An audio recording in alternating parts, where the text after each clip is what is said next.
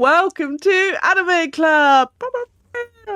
This week we're very excited. So, welcome to not only is it Anime Club that we're welcoming to this month, we're also welcoming you to Queer History Month, which I personally am quite excited about. If only because we get to talk about the anime that started it all for me. She is the one, Sailor Moon.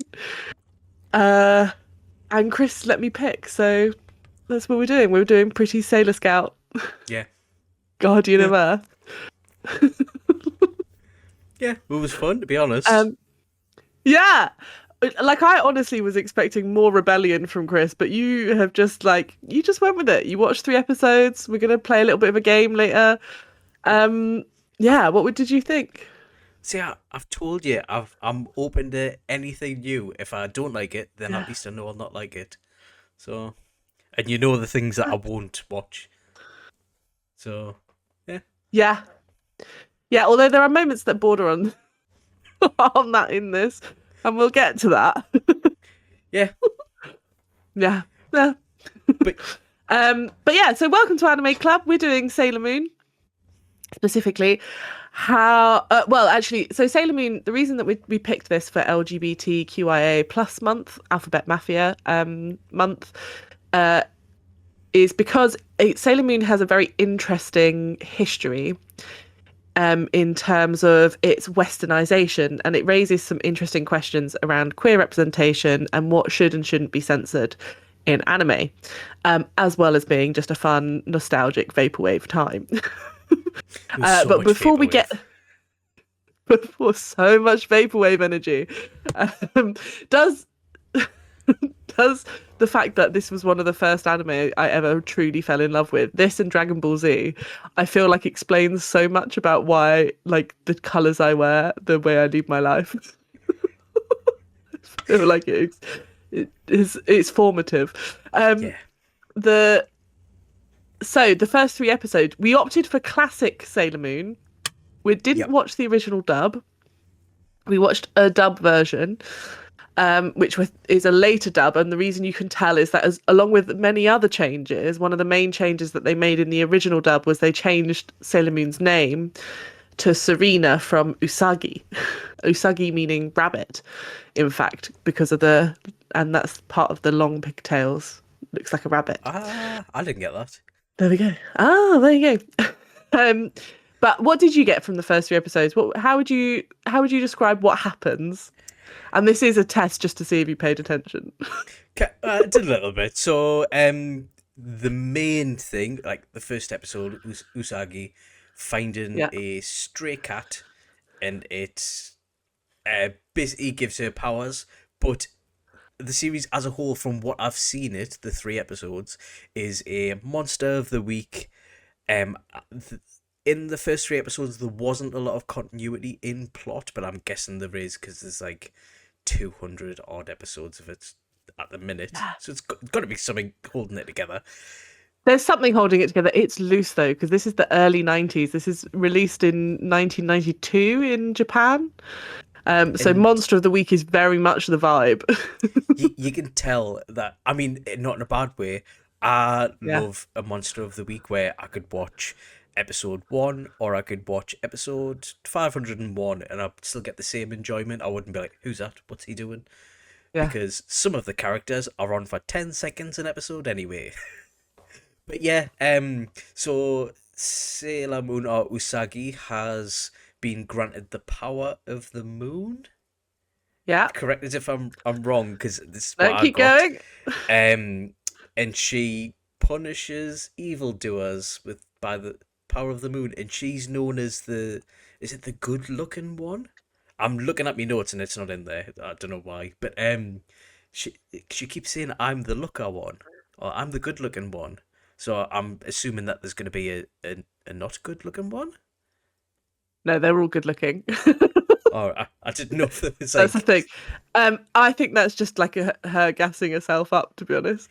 right. Um, She's like a and you do get a reluctant hint hero, of this. isn't She she? does not want to be there. Like, I think she's extremely relatable because really all she wants to do is eat and sleep. Like a cat. And there's a bit like a cat. there's a bit in the third episode that we were talking about where she's her teacher has been kind of like given a cursed flower that makes her fall into like a sleeping disease, like a constant sleep, and they can't wake her up. Hmm. And the whole class are like, "Oh, it's so bad. Can you imagine how awful?" And then she's sitting there like daydreaming, being like, "Oh, can you imagine how nice it would be to just sleep all day?" And I've Yeah, never no. felt so seen in my life. It's Um, on the news as well. There's like there's people like, oh, this mysterious sleeping disease, like on the yeah. telly where the dad's listening. Dad, terrible dad, by the way. And and she's just like, "Oh, wouldn't that be nice?" Everyone's like, no. And she's very much in that like happy-go-lucky. She's flunking all her classes. She's a bit dumb, like a bit cowardly, I put this. and I supposed to be the savior of Earth. I genuinely put this down to her being a 14-year-old girl because Yeah, I'm like, I was a dick when I was 14-year-old. I yeah. can't expect anyone else to be competent. No, and that's kind of what I like about it. And she's not very good at fighting the evil in the beginning either. So like her power grows throughout the series as Luna the talking cat trains her. Yeah. Um, but yeah, she is basically just like like a high schooler. She's a teenage Yeah. girl fighting monsters and an evil Queen Beryl. Um, yeah, and it's an interesting series. Like, how gay did you think it was? A weird I, question to ask someone in a podcast. Is this where we get cancelled? no, I don't think so. I mean, we're Mm, allowed to talk about gays yeah, in gay culture, I think, anyway. We'll find I think out. so. Um, Yeah, I didn't get any from the first three episodes. yeah, Nothing at all. My impression first going into it, and after I get into two or three episodes down, was it is following a teenage girl and her having typical of the 90s stereotypical 90s girls problems, like she's got crushes on people, she's navigating life, she's failing school, she's struggling to get up in the yeah. morning, that kind of thing. None of that screams to me any Queer gay. content. Yeah, it's like this Yeah. is, I mean, it's not relatable to me as a male, but What, you don't want to sleep and eat all day? I can't. Fair. Got stuff to do. No, Yeah. but that doesn't mean you don't want to. True, that's true. Um, so what we did is because I knew that would be a thing. Like the first three episodes, you don't even meet all the Sailor Scouts. In fact, you only get really a hint of one other Sailor Scout, which is Sailor Venus, who is a Right. manga film star at this point. Um, Right. but there are many Sailor Scouts in Sailor Moon, and they Hmm. all have like their own little kind of struggles, and again, it's all very kind of teenage romancy. So, like sometimes it's teenage romance, sometimes it's just about trying to like deal with the stress of performing well at school and feeling like you don't want to disappoint your parents. Like it's all kind of normal teenage girl stuff. Um, so I found some videos of Hmm. some clips. Now, I've got some facts about the westernization, and I don't know if it would be helpful to do those first. Should we do the videos first, do you think? Videos first, and then it can add a bit of And then I can talk a bit about context. the westernization journey and why I think this is quite an interesting thing to look at for a Queer History Month. Hmm. Yeah, no Yeah? problem. Okay. One Take it second. away. I'll just load up the video. Magical Girl transformation sequence. Sorry, it's like I'm watching Thanks, Sailor Chris. Moon again. I know. Are you dazzled? I am. I definitely did not forget to set up the third screen for this video as well. So No, it's fine. It's all good. That's why we have the Magical Girl transformation sequence. I Take it away. feel as useless as Tuxedo Mask. What's this obsession you have with older men? Because that's usually the way it is. Usual how? Usual as in usual. I don't know any of these characters yet. No, you won't admit any of them. That's Sailor Mars. Right. Handsome or not, I can't believe Mako would go chasing after another woman. You're missing the point here. You're one to judge. Isn't this yours, Ray? Is that JoJo? Get your grubby hands off my first edition Sailor Judith! Oh, no, please don't! The other thing is the aspect ratio. That's how you know you were in the 90s, because TVs used to be Yeah. square. I absolutely love the art style of it. You called? I was not a happy child. That's the reason. I See- want to be happy as a grown-up. Okay, now it's getting a bit more. Akurio! Taisa! Openly lesbian. Yeah. We'll work together. We'll find a way by combining our powers. I'm sure we can remove her evil and bring back the girl we love. You're right. Thank you. Oh, Still, you have bags under your eyes. is that? I A do. woman. In the end, I'll Yeah. find a rich, handsome man Right. to marry. He'll be my prince. And I'll be taken care of. That's what women really want. Getting stuck with some musty old shrine would be awful. I've heard enough. It's time to leave.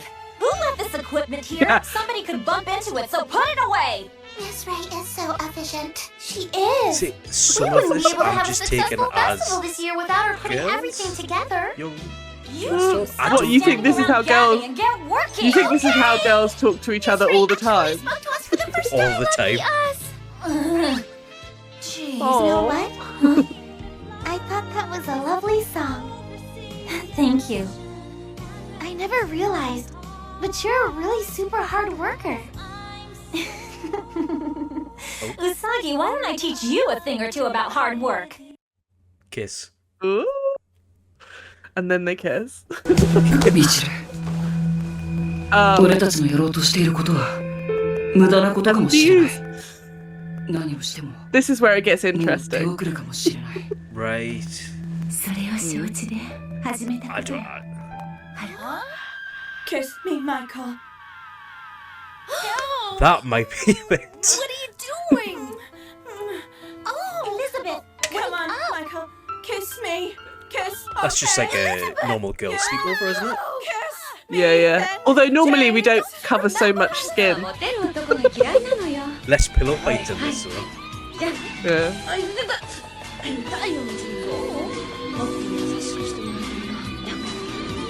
So earlier when you said, is that a man? That's that character there. 大人のムード Right. You sure about With that? her Looks like a cousin. nasty scratch. What? Right. Oh, yeah. Guess it is. Let me help you. Kissing Your cousins. scarf. And I It's would gonna get all argue dirty. far more You gallant should zip it. It's the least and I can do chivalrous for and nearly plowing dashing you guys over. Yeah. I don't have very than many Tuxedo friends Mask around here. ever is. I better take care of the ones I To got. be fair, it with that character Well, design, if it you could insist. be a woman or it could be a noble vampire. Mako would go chasing after another woman. You're missing the point here. So true. You're one to judge. Isn't this yours, Ray? Oh, There we go, and That's we're it, back to the repeat it beginning. So yeah, no, you're right, and actually that's an interesting point. So here's the story. So pretty, that's like some of that seems pretty explicit, right? Girls almost kissing, Yeah. lots of bubbles and flowers. But talk to me about your impressions. So when I was first watching it, I did think, is this not just girls who are friends kind of thing? But then as it goes on, you kind of like, well, yeah, I can see how this is coded and people would get that message and that kind of vibe from it. So Yeah, yeah, you've kind of swayed us round. made But I made the argument. I didn't get any of this from the first 3 episodes though, so I think that's No. yeah, I would have to have watched this to get it. Yeah, and to be fair, Sailor Mars, who was a big part of this, isn't canonically gay, but I just have a bid for her being a lesbian in some fan fiction that I've read once, and That you wrote. that I read /wrote/ pretended to be, and there's a reason I wore red. That's her color. But so it has so this is part of the thing, right? And it's interesting that you say it could be a lady, it could be a noble vampire. Yeah. Because there are some very, as well as like the kind of butch character you saw there are also some very femme-presenting men. And when Sailor Moon was first westernized and brought to America in 1994, so 2 years after its release in Japan, they changed genders of some of the characters. So there are two bad guys who serve Queen Beryl, who are called Zoisite and Kunzite. And they are, in the Japanese anime, canonically in a relationship and both men. And when they did the dub, they changed the more femme-looking man into a woman. There's also another villain called Fisheye, who is an effeminate cross-dressing man, and is romantically interested in men, but appears to be a woman. And they just changed him into a woman as well. So some of the way that they kind of suppressed the gay representation in Sailor Moon was to actually change people's gender. Another thing they did, which you saw with that couple with the blonde woman and the girl with the long kind of dark green hair. So one of the things they did with them, and it's Mamoru and oh no, sorry, that's not it. It's what's her name? I forget their name. I feel like I want to say it's Sailor Pluto and Sailor Neptune.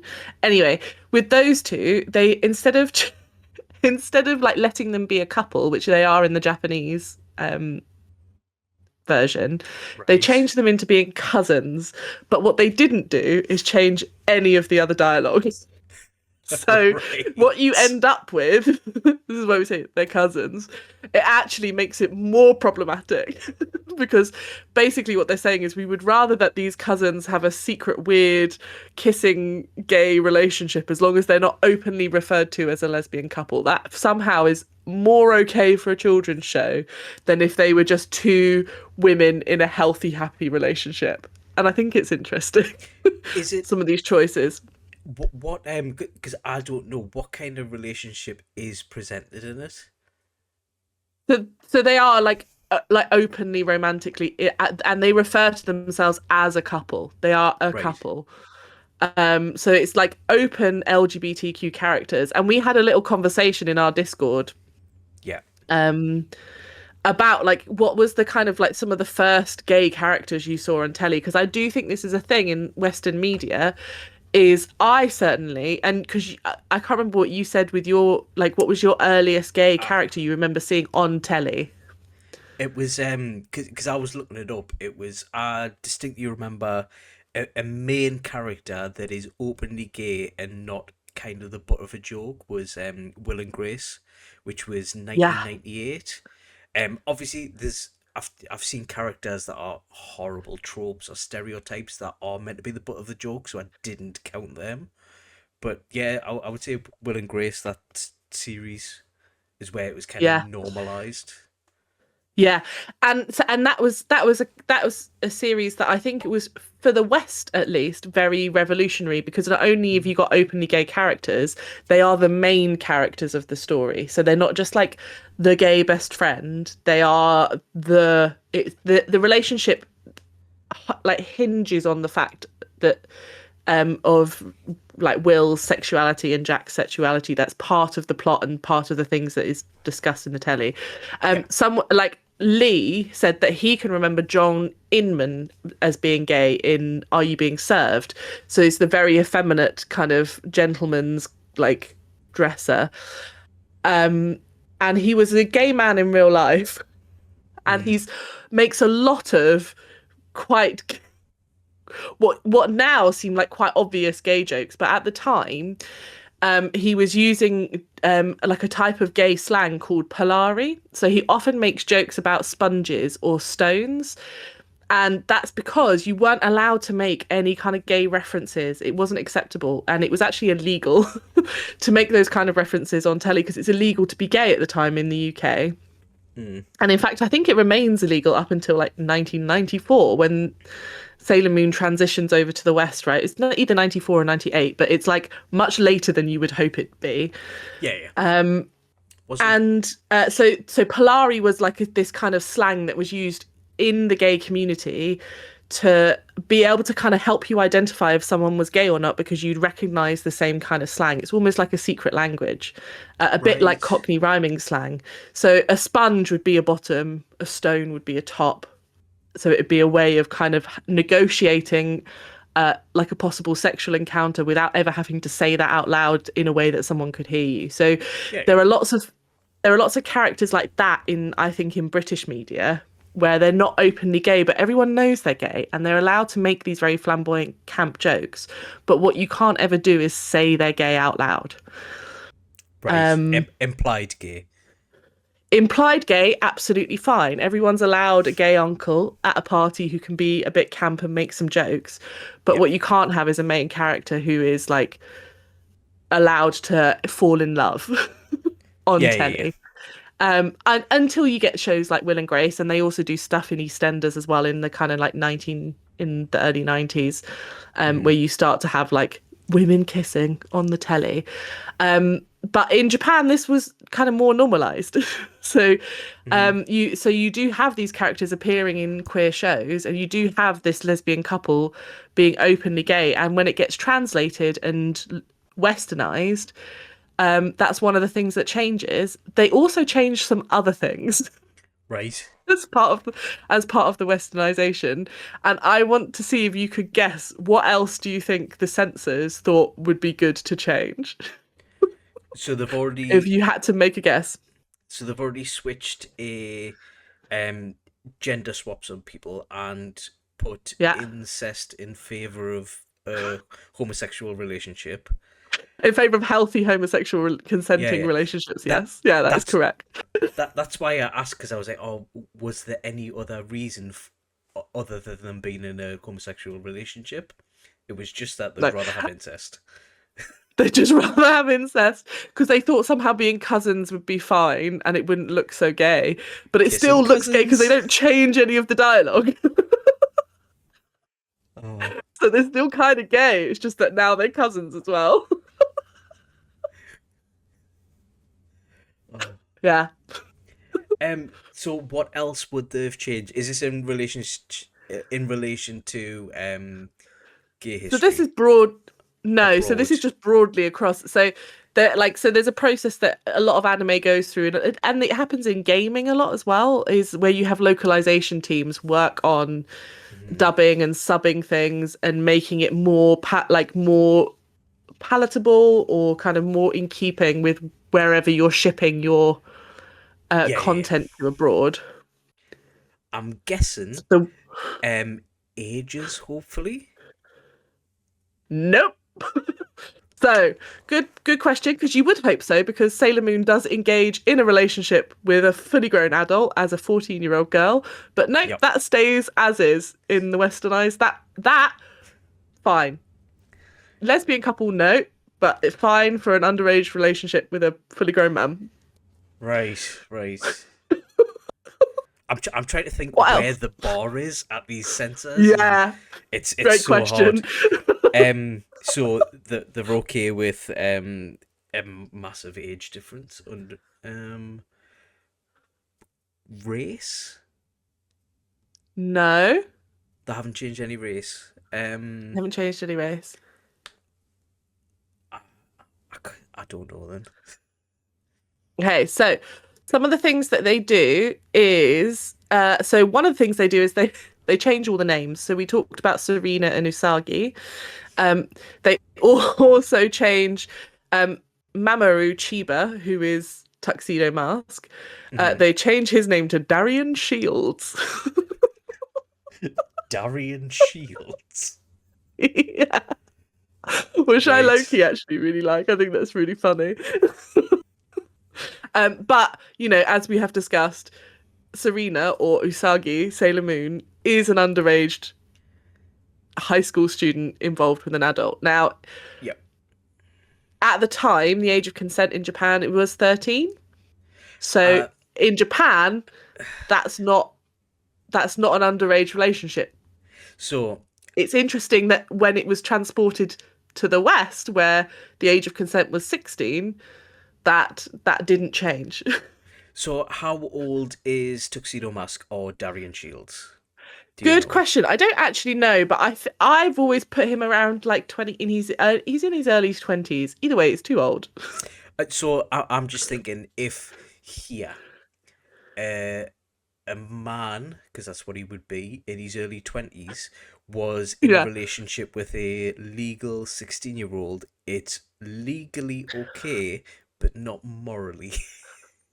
Yeah, we'd still have questions. We'd still want to know. We'd still want to know What they had in some. common. We'd want to know what's going on. Yeah, what have you got in common? Yeah. Yeah. Do your parents know where you are? Those sorts Yeah. of questions. What is it that shot that you asked for at the bar for help? Do you want an angel shot? Yeah. You'd be checking people's hand for like dots. That's another Yeah. thing that yeah. So interestingly, that no, ages don't change. There's a couple of other changes they did make. Okay. Do you want to have one more guess? Or are you It's done with the guessing? It's weird how you looked at us with a weird look as you said. Do you want another guess? Well, it's just I think it's funny that what they actually did do. So the name is genders.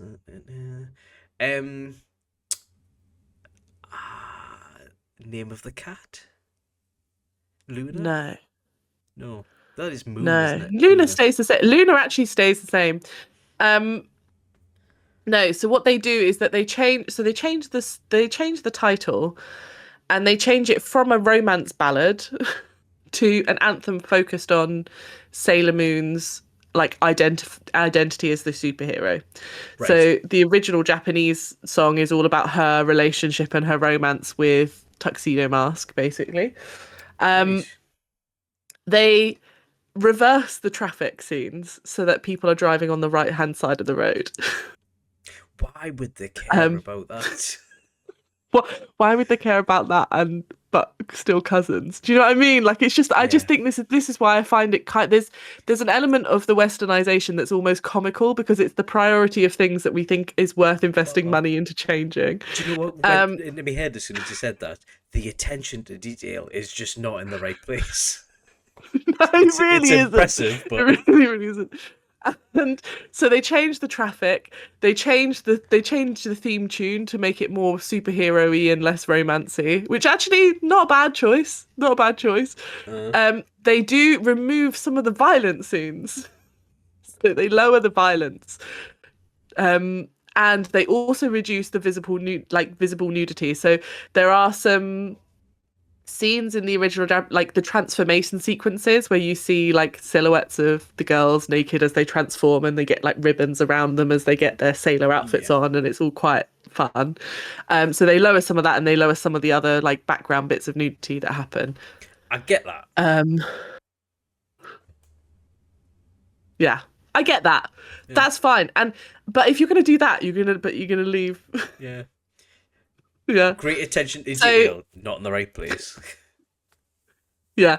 And the idea was just to make it more culturally appropriate for an American audience, really. That was the whole aim of the westernization of Sailor Moon.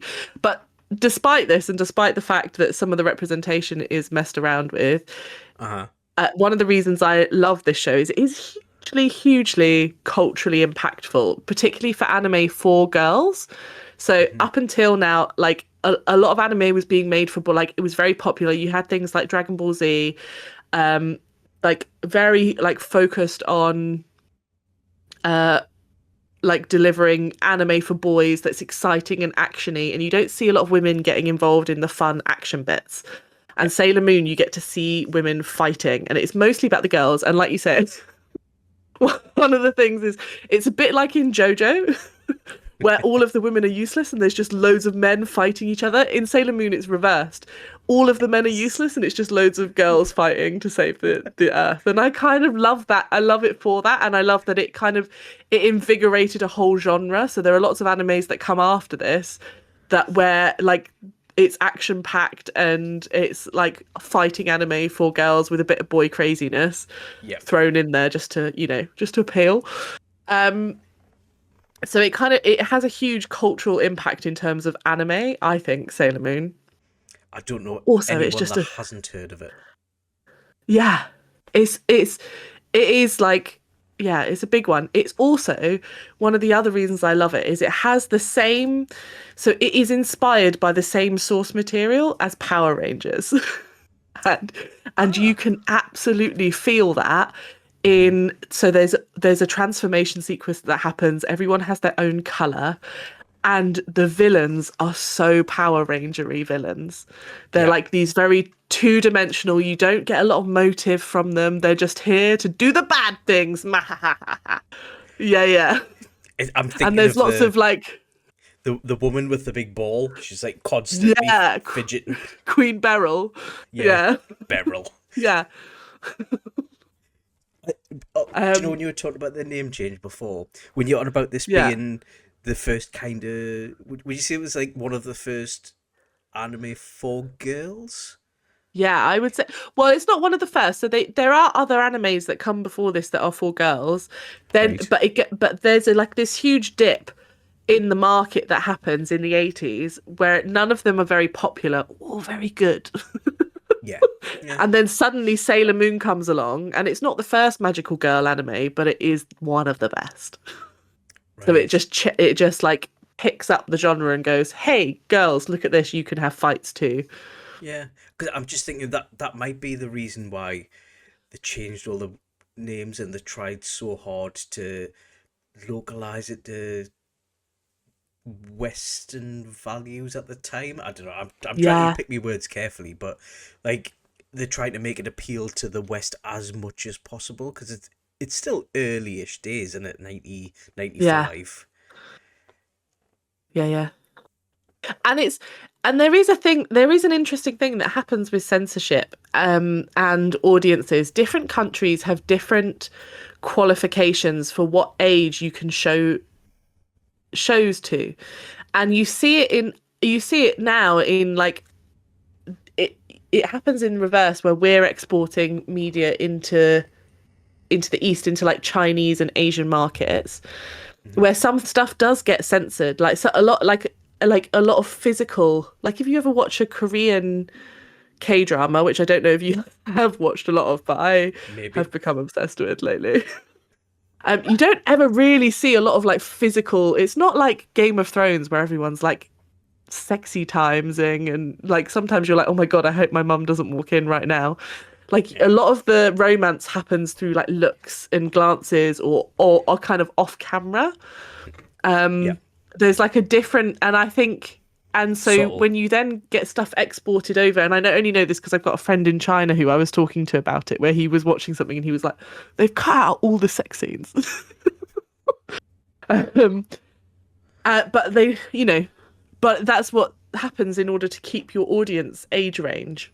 Because if you're targeting something for a very specific audience, you have to meet certain censorship requirements. And it's the same with, so Disney, when they exported Beauty and the Beast, the live action, there's a gay kiss that happens at the end and two men dancing on the dance floor together. It's Gaston's little friend. Who's that? The candle and the... No, Gaston, the bad guy. He's got like a chubby buddy. Oh, yeah. Yeah, so they've made him gay in the live action. He has like a waltz at the end with a fella and a kiss. And that gets cut out in some countries because that's just not it doesn't meet the censorship requirements. Yeah. I mean, yeah. It's for their audience. It's even the wrestling. I mean, the women wrestlers have to wear full covers. Where obviously, if it's in the West, it's like wear what you want, kind of within certain reasons. Yeah. But and wrestlers of both genders will wear very little. Yeah. So I do think there's something interesting. There's also something for me about the history of representation from the queer community and queer characters. What stories are you allowed to be part of?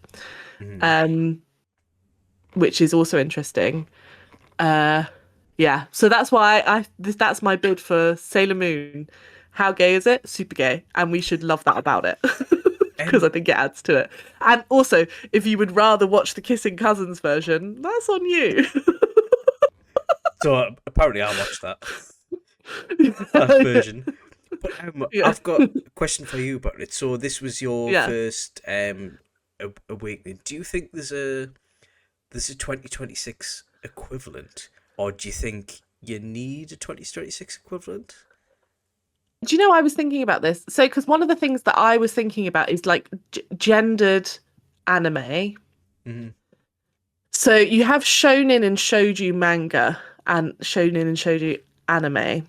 One's targeted towards girls, one's targeted towards boys. So that's still a thing. That's Yeah. still being like, you still get that kind of gender targeted anime being made. And I think you don't get I'm trying to think of like, there are animes where you get like really cool badass women, like in Kaiju number 8. Not that I want to keep going on about it, but or even One Punch Man. You've got some like really badass women in One Punch Man. Mm-hmm.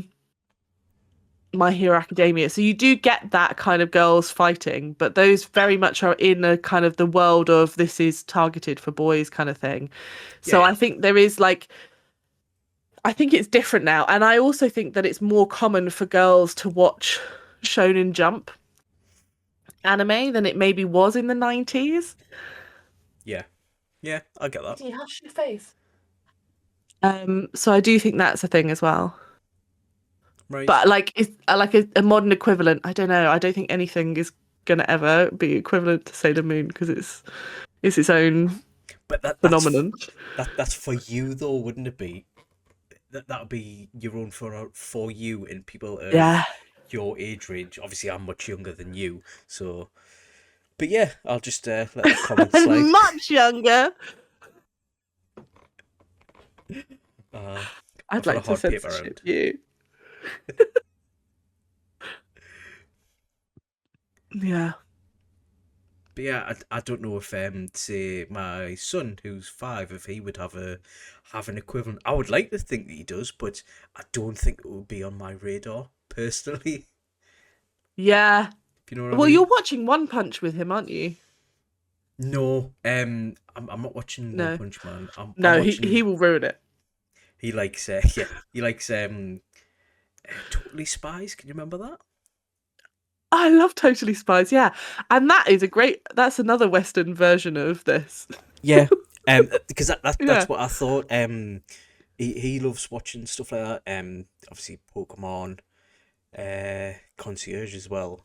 But I don't think Yeah. I don't know if that has much representation or specific representation. It's just No. yeah. Well, it's funny you should say that. So I looked up what other characters are there in the 90s and well in the 80s and 90s, what other kind of openly gay characters did we have in cartoons and anime? Oh, okay.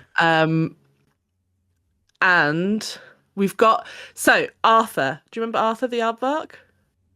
Mr. Nigel Ratburn actually has a gay marriage in an episode. Right. So openly gay character, and the kids talk about it, and they work out what it means to be gay. So I don't think that counts. Not his marriage, because that was set in 2019. He may have been gay before, but he wasn't openly gay then. So he was 1996 is when it first airs, but you're right. Oh, the marriage episode doesn't happen until 2019. Yeah. Yeah, there's also another anime called Bubblegum Crisis. I've heard of that somewhere. which has which is a girls with guns kind of action anime. It's quite Right. it has its moments. Daily Wong, so this is in 1987. Daily Wong is a kind of sympathetically presented gay character. You also have there's a character in Cardcaptor Sakura who is often thought to be gay.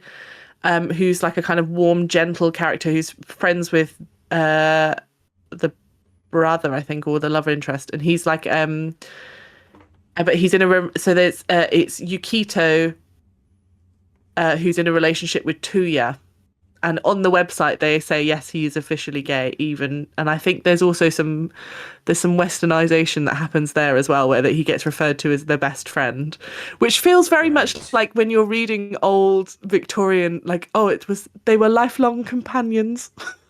Very good roommates. Yeah. It's weird. There's only one room in the house, but they live together. There's also Cardcaptor Sakura also has like an intersex character called Yue. You have General Blue. So talking of Dragon Ball, General Blue is a Nazi, but he's a canonically gay Nazi. He also makes an appearance in Dragon Ball GT, and then you also have Otokasuki, who is in Dragon Ball Z, who is what is described as a stereotypical gay. Right. Who appears in the 28th World Martial Arts Tournament. And he freaks Goten and Trunks out with his flirtations, which means he's gay and hitting on kids. Well... Or, you have, there are, gargoyles. Do you remember gargoyles? I love gargoyles. Yeah, so do you remember Lexington, the little gargoyle? Yeah. Yeah, so he is confirmed by the creator, Greg Weisman, as being gay. No way. He's a gay character. Yeah. It's never really mentioned openly in the show, but Greg Weisman has been on record to say, Lexington is gay. There's also Hey Arnold. Did you ever watch Hey Arnold? Hey, yes. Arnold! I did. There's a character called Eugene Horowitz. Yes. And do you remember Eugene? Mm-hmm. And I kind of like this. The show's creator, Craig Bartlett, describes him as a proto-gay, which I kind of love because this is a thing with kids, right? So I think there's a thing that happens with kids where you have like adultification, where we put adult mindsets onto children before they're ready of it, because we're looking at it through an adult lens. Mm-hmm. So lots of people might say, oh, Eugene's a gay character, but the creator instead prefers to refer to him as a proto-gay, which is that he's not gay yet because his sexuality hasn't shown up yet, but he is someone who will become gay.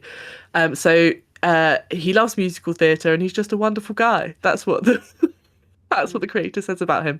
So it's like the idea of him, like, at the moment he hasn't got a sexuality, he's a kid. Yeah. And that's like a level of sophistication to this, which I kind of enjoy. But also in Hey Arnold, you have Mr. Robert Simmons, who is openly gay in the show. I never clocked on that. I used to watch that quite a lot as well. There's a show called Outlaw Star. That's another anime. They've got a character, Fred Luo. Right. Kunzite we've talked about with Zoisite. So that's where Zoisite is changed into a woman so that their relationship in the West becomes a heterosexual one. Yep. But in the original, they're both men. You have Fisheye, who is the effeminate cross-dresser. Mm-hmm. And you also have in the Sailor Moon R, the movie, you have a character called Fiore, who is a distant friend of Tuxedo Mask, and decides to kidnap Tuxedo Mask for himself in fear that Usagi will abandon him at some point. So there's a kind of like kind of right, slightly weirdly possessive thing. Obviously, you've got South Park, 1997, Big Gay Al. Yes. And we all remember Big Gay Al, and we all remember his song. Actually, absolutely not. And there's actually South Park. There's a whole load for South Park. Satan, and Saddam Hussein are both in a gay relationship. And I think we could take this. This is one that really surprised me, 1983, which I think might be one of the earliest openly gay characters in a cartoon, Super Ted. There's a character called Skeleton, who is one of Texas Pete's two henchmen. Right. So he's a living, very cowardly skeleton who behaves in a very effeminate manner. And again, the series creator has confirmed, yes, he's a gay skeleton. Yeah. Is that So is that an implied gay until he's legally allowed to be kind of job? I think so. Yeah. And also you have the cartoon, The Ambiguously Gay Duo, and I don't know if you've ever seen The Ambiguously Gay Duo. It's quite funny. They No, I haven't. they basically solve ambiguously gay crimes, and the main characters are Ace and Gary. What about Jesse and James from Pokemon? So I I've would always put them thought in my James, head. absolutely. Right. But yeah, and also both cross dress. Well, actually, that was lot. censored out. The episode Was where it again? so Yeah. there was an episode where James had a pair of fake breasts on, and obviously he didn't have his And a fancy Victorian gown. Yeah, I remember that. Yeah, it was banned. So So yeah, so that's my list from the 90s. And then you also have characters like Waylon Smithers from The Simpsons, Dewey Largo from The Simpsons. I was But thinking again, as a well, lot of those. Oh, Ooh. sorry. I was thinking as well. Bon Clay, One Piece. On Clay, yes. I know in his One Piece. sexuality is not exploring what I've seen anyway, but he is a cross-dressing person that doesn't identify as male or female, Yeah, and that would True. have been One Piece came out in 97, so at least the early 2000s. yeah, it is in the early. So he's in my list for the 2000s character. Right. Yeah. As well as, do you remember Drawn Together? That was Yes. like so funny but so inappropriate and horrible. The jokes are so awful. Like you could not tell half of them now. Yeah. But they also have Zandir. Yes. Zandir Yeah. P. Whifflebottom, The elf. who is like a send up of like Link from The Legend of Zelda kind of character. Yeah. I forgot about that. Yeah. Yeah. There's also, because I was researching like different gay characters in animation, and some of the names of these anime, there's Queer Duck. With the main character Adam Seymour Duckstein, who's the main character. There's also Rick and Steve, the happiest gay couple in all the world, which is actually quite a cute series from what I remember. Right. And obviously Rick and Steve are in it. So yeah, there are loads. There are absolutely loads. It's out there. The representation's out there, whether or not you censor it for a Western audience. Yeah. Yeah. There we go. So, in terms of Sailor Moon, we talked a bit about the kind of gay history of it. We talked about the westernization. What was your overall impression of the anime? So Will you be watching past episode 3? I don't think I Now that you will. know how important it was for so many queer little girls? Oh, don't say that because you already know my answer because I've already told you. So I recognise its importance, but I will Yeah. not be watching past episode 3, mainly because it's not my thing. It's not your target audience. You're not the target audience. I'm at the age where I do not want to see 14-year-old girls fighting crime. Fair. Fighting crime and lusting after boys. And it's kind of, I don't know, it's kind of aged weirdly. So this is my first time watching Yeah. it. You have the benefit of rose-tinted glasses and nostalgia eyes. I don't. So I've kind of while watching it, I was actually jotting down notes of what was happening and what my thoughts were. And Read me some of your peak notes. well, I've come up with titles because I can't remember what the actual titles are. So episode 1 Yeah. is Timu Jewelry. Yeah. Episode 2 is Incel Card. Episode 3 is Chloroform Flower Trick. Oh no. Okay. So, yeah, I mean, I'll go through it. Episode 1, Timu Jewelry. Usagi gets to stop all the mams in the city under the control of Timu Jewelry. Tuxedo Guy shows up for 1 minute, tells her not to be a crybaby from a window, fucks off, and she punches the demon lady. Yeah. Great, Episode love 1. Episode 2 is Done. Incel Cards. Usagi gets Yeah. a fortune. Boys. She kicks a shoe at the masked tuxedo. I assume because it's the reoccurring character, the boy guy, man that I found Yeah. out. Which I suppose I'd be pissed off if someone chucked a Darren shoe. Shields. But yeah, he justifiably gets pissed off. Umino, the guy with the glasses, gets hypnotized so he can do whatever he wants without fear. In brackets, could go incelly. Spoiler, it does. And he does. Usagi's dad doesn't know his daughter is out at the city at midnight. Bad dad. The nerdy guy upskirts a teacher because she said he couldn't come to school out of uniform. All the boys turn into proper knobs. Usagi returns to the House of Fortune. Moon prison power makeup. Lads. Confronts storyteller lady and army of lads. In asterisks, creepy army of lads because they look lecherous. Tuxedo Mask nips in to say believe in yourself, then fucks off a second later. Usagi lobs a tiara at the fortune teller. Lads go back to Noma. Consequence free. Love that. That's important though. In a Monster of the Week, everything has to return to this is a feature of 90s stories. Everything has to return to accountability.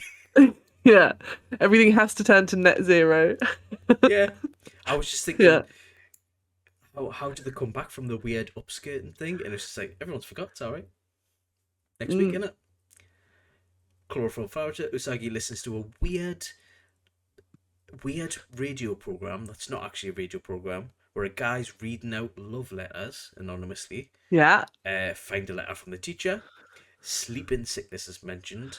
Miss Haruna is late and knackered. She's got a massive flower brooch. Masked tuxedo guy in normal form is a dick. These are notes, just not what happens. Usagi tries to write a love letter for her future boyfriend. Fails. A 14-year-old rocks up to a radio station at midnight and gets turned away, in brackets, surprise. Usagi's mate gets a flower, they all boff it and fall asleep. Weird tuxedo mask dream. Baddies are siphoning women's dreams of love or something. Yeah. Luna gives Usagi a pen to change her appearance, but you have to yell moon power, so it's pretty shit for stealth. She disrupts the show. Eddie Murray revealed who is Jadeite and the flower blossom lass, who I can't remember her name. He's the guy collecting stuff. Usagi chins the lass with a brooch. Jadeite stops the tiara. Usagi cries. Tuxedo Mask chucks a rose at him. They both run away. Are all the boys in this lame? Teacher is back. Everyone's awake. The end. That's the first 3 episodes. Yeah. Nice. That's pretty good summary, to be honest. Yeah. Yeah. So I did watch this with rose tinted glasses, and I would say that even with rose tinted glasses, I got to episode 4, I watched the end of episode 4, and then was like, okay, I think I'm done with the nostalgia now. Fair Fair. So I think it doesn't really hold up against modern anime in terms of story and stuff. I mean, the Monster of the Week is always fun, and I do wish that we had like a good modern version of that. Mhm. But along with that comes a kind of like stringiness to plot. Yeah. Which, I um, mean, it yeah, was 92. yeah.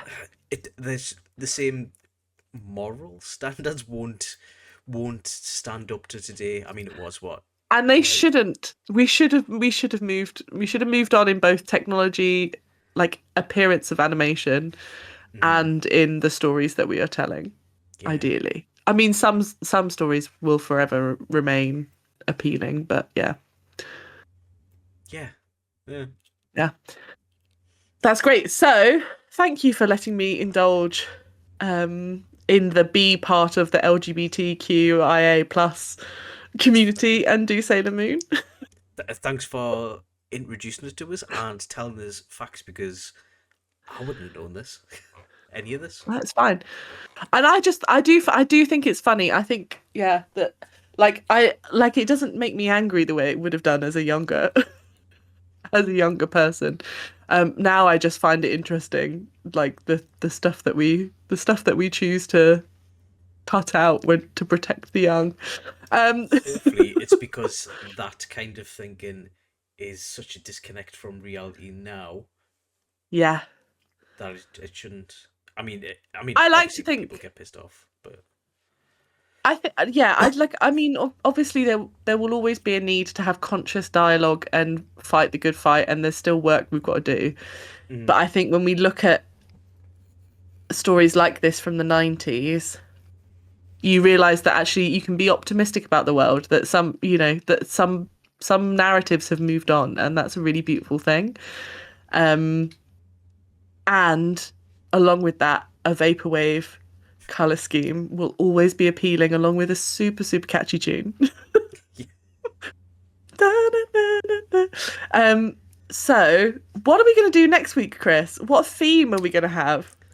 Really oh, put you on the spot. yeah, because this has been recorded in advance, and I don't know. Yeah. But where will people be able to find out? On our Instagram and Facebook. Definitely, So and the links will be down below. the links will be down below. Um, keep an eye out on our socials to find out what theme we'll be doing next week and what Chris and I will do to fight for the right to choose. It will probably involve Lee. It probably will involve Lee, because I think what Chris and I have realised is that neither of us are. Well, actually, I think I am quite competitive. But I think I'm just bad at thinking up games. And I Fair don't enough. think you are that competitive, but you will cheat if left unsupervised. Don't be talking about. Yeah. So we need someone who is good at thinking up games and a good adjudicator for fairness, and that Yeah. happens to be Lee with his beautiful sense of internal justice. Um, And so he's yeah, very easily manipulated by me because he's one of my best friends, so I'm okay with this. you say manipulated. You ask him for a favor, and he's like, "Yeah," and then yeah, he's amazing and ends up counting how many jelly beans by hand, one by one 800 into a odd. jar. Yep. 871 jelly beans. Something like that, yeah. So, yeah, thank you, Lee, for the favour that you don't know you're going to do for us yet. We'll catch you later next week. Bye, everyone. Bye. Bye.